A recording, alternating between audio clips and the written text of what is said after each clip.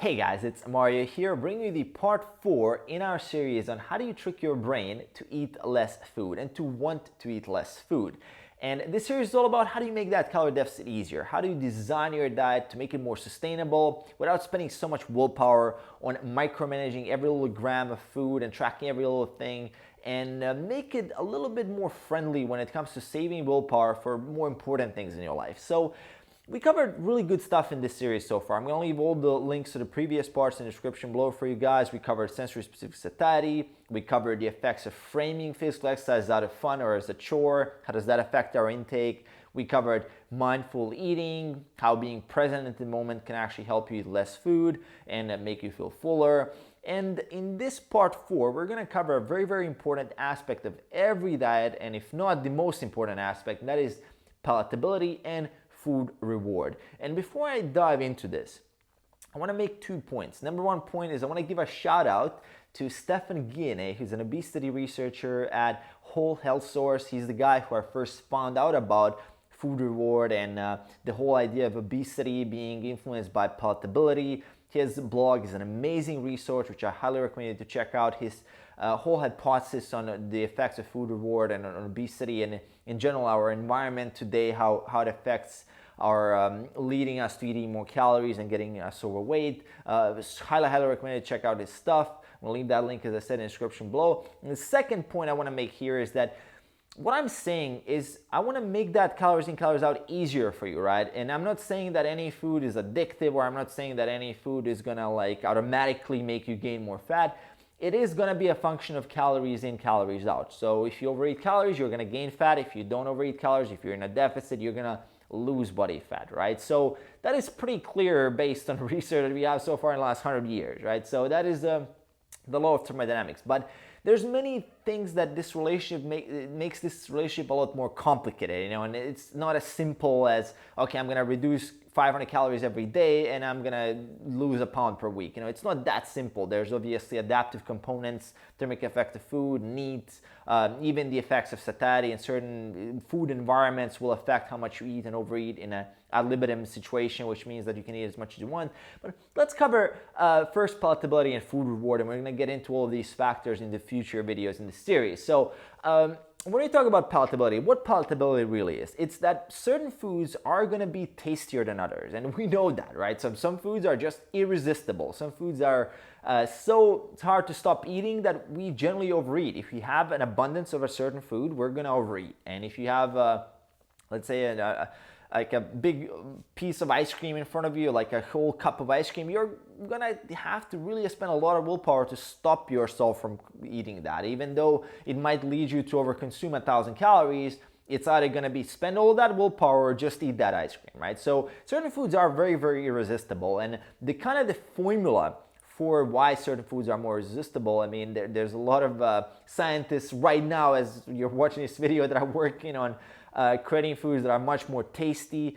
Looking at the research so far, I mean, a really great book on this is called Sugar, Fat, and Salt by Michael Moss. He basically broke down the formula of what makes certain foods so irresistible, and he says it's a combination of highly processed sugar with fat and a little bit of salt that really hits that bliss point where the food is at a point where it's the tastiest as it's going to be. If you add a little bit more sugar, it's going to be less tasty. If you remove a little bit of sugar, it's going to be less tasty. So there's a point where it really is the best combination for taste. And if you look at how, let's say, the nutritional label goes on certain chocolate bars or in general sweets, you're going to find that there's like a nice ratio of 2 to 1 when it comes to carbohydrate in grams to fat. So let's say something has about 60 grams of carbohydrate and about 30 grams of fat and a little bit of salt there, and that's the ideal combination that is typically going to be very, very palatable for us. And why do we go for these foods in the first place? Why do we like these foods? So that's,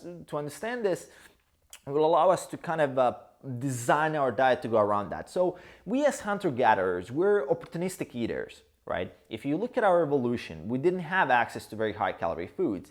And our brain, the way it's kind of working in a very simplistic way, would be to look at how many calories do I need to spend to get the highest amount of calories that I can to survive, right? And that's going to get an ice cream and you get about 800 calories for about 20 calories expended by the time you got there. It's a pretty damn good reward for like the case of cost and benefit there, right?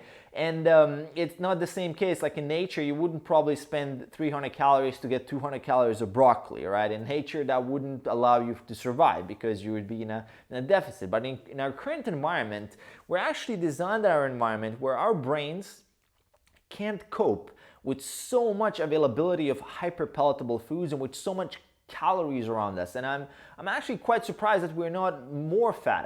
I think that we're doing a pretty damn good job coping with the fact that you can just walk into a 7-Eleven and for $3-4 you're gonna get a food that would probably be the tastiest food a person could ever get in 1,000 years ago, before we started processing foods and all these things. I'm assuming like some emperor like 1,000 years ago would go to war, like a couple thousand years ago, like would kill people to get access to certain foods that we have today, and we take that for granted. And we're not designed to cope with this food environment, right? We're not designed to have so much variety in one place, which we talked about in sensory-specific satiety. When there's more variety, we tend to overeat, as well as we're not designed for such high tasty foods, right? And this often leads to overeating. And when we look at the research, I mean, blender diets, back in the 50s, they did studies on this. Blender diets automatically lead to less overeating, and people lose weight. If you just give them a blender or even like a liquid diet, people will lose weight because they don't want to eat it so much, right? So it's just not as tasty and you eat less of it. And on the opposite side of the spectrum, if you look at overfeeding studies, one of my favorite overfeeding studies actually from 1992, done by Eric Ravis and his group. And they took 10 lean men and they put them in a metabolic ward, a very controlled scenario, situation where you can basically control calories completely. And what they pretty much did is, first they found out their calorie maintenance, so what is the intake that they need to maintain weight, and then they put them in this situation where they had vending machines with a lot of tasty foods. So with these vending machines, they had like pancakes with syrups, they had pies, they had scrambled eggs, they had a lot of good food. And what happened is that these guys, these 10 guys, in a week gained 5 pounds. They were just eating more, like I believe 1,600 calories more than before, right? So they overate 1,600 calories per day more than in their normal setting. And that is very interesting, right? So simply having that food there and having that food available led to a lot of overeating. And this has been first tested on rats, then it's later replicated on humans. I mean, if you want to make a rat fat, you just give it a lot of sugar and fat combined, and it's gonna eat until it's dead, right? that's typically what's happening. So how can we use this information to actually design our own diets? Well, if you're following the if it fits your macros whole hypothesis, that is that you can eat whatever foods you want, and as long as you stay within your calories, you will lose weight, right? So if you have a calorie deficit set amount, like 2,000 calories, for example, and you just eat 2,000 calories, regardless of where that food comes from, if you hit your protein, you're gonna be fine. But here's the but. Certain foods will be very, very hard for you to eat at a limit where that 2,000 calories will not make you feel like you're not getting enough food in. You're gonna feel more hungry. You're also gonna feel like you're missing out. You're also gonna feel like you have to spend so much willpower on self-control. And for that reason, we have that rule of 80-20, right? So 80% of that calorie intake will come from whole, healthy, low food reward sources. And then that 20% can come from those hyperpalatable or highly processed foods if you want to, right? And I'm even more of a proponent of making 90% of food whole, healthy, unprocessed, very low food reward, very simple foods, and then that 10% with a lot of variety and a lot of different types of things. Because the fact is that if you have a lot of hyperpalatable foods in your diet, you're setting yourself up for failure. I mean, I don't know a single person that has a very long-term sustainable calorie deficit and being able to really sustain and control their calorie intake with having a lot of different hyperpalatable foods in their diet, like a lot of those high sugar, high fat combinations. I rarely know a person, I mean, typically it leads to overeating, even if you eat maintenance, and not even saying that if you want to be in a deficit. I mean, I think it's really setting yourself up for failure. It's kind of an uphill battle. So instead of doing that, basically what you can do is simplify your diet. And if we look at our traditional diets, if we look at, let's say, the blue zone diets, which blue zones is a term used for the five environments in the world where people live the longest. Maybe it's 6 environments, I'm not exactly sure. I'm going to leave the book in the description below for you guys that want to read more on that. It's basically people who live the longest on this planet. And what they found, I mean, their diets are quite simple, right? So their diets are very, very simple, staple foods, and their occasional variety. And that leads them to automatically control their calorie intake. And in our today environment, we have to proactively do that. So we proactively have to simplify our diets.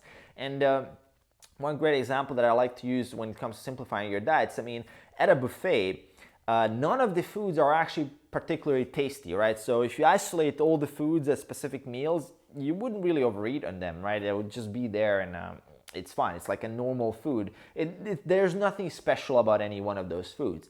But because it's a buffet, we think of it as much more tastier because of all that variety. And we're coming back at that sensory-specific variety, right? When humans are exposed, because we're opportunistic eaters, when we're exposed to so much variety, we tend to overeat. And that's what's happening here in our modern environment. That's why I'm advocating more with simplifying your diet and then leaving a lot of variety for fruits and vegetables, where you can get a lot of minerals and a lot of vitamins from that, and simplifying the high calorie density sources of food. And this goes back, as I said, to that sensory specific satiety. And in general, keeping those hyperpalatable foods outside of your food environment, outside of your daily food environment. So things like not keeping, chips in your house, not keeping highly, let's say highly palatable, like ice creams and things like that in your fridge, right? So you would have those foods, but let's say you would have them only in a scenario that you go out and eat once or twice a week. And that would kind of control it automatically, because people are less likely to order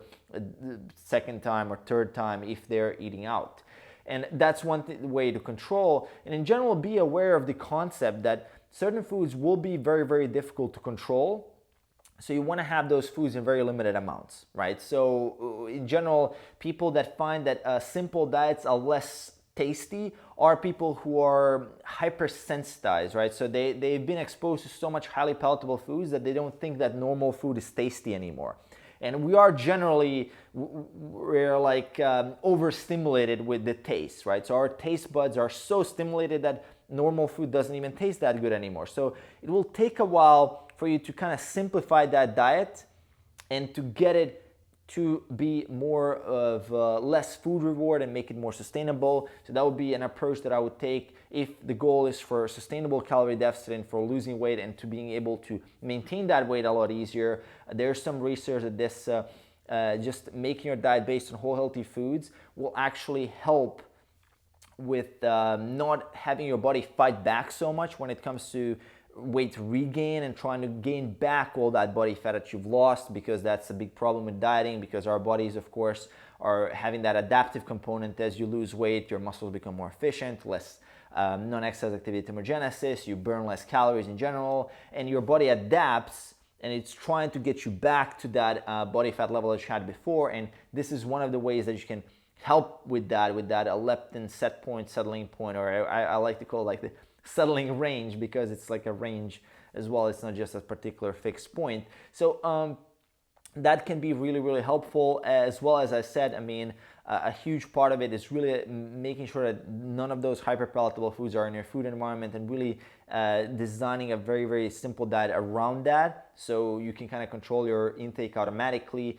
And as I said, I mean, all of this can be overridden if you use MyFitnessPal, a lot of willpower, but I mean, if you use MyFitnessPal as well as whole healthy unprocessed foods, you're really setting yourself up for success. And I found that this approach works amazing across the board with both guys, girls, no matter which age group, and it is really, really something that is worth looking into. So let me know in the comments below how you resonate with this. It's a little bit of a more longer video, as this concept is actually quite complicated.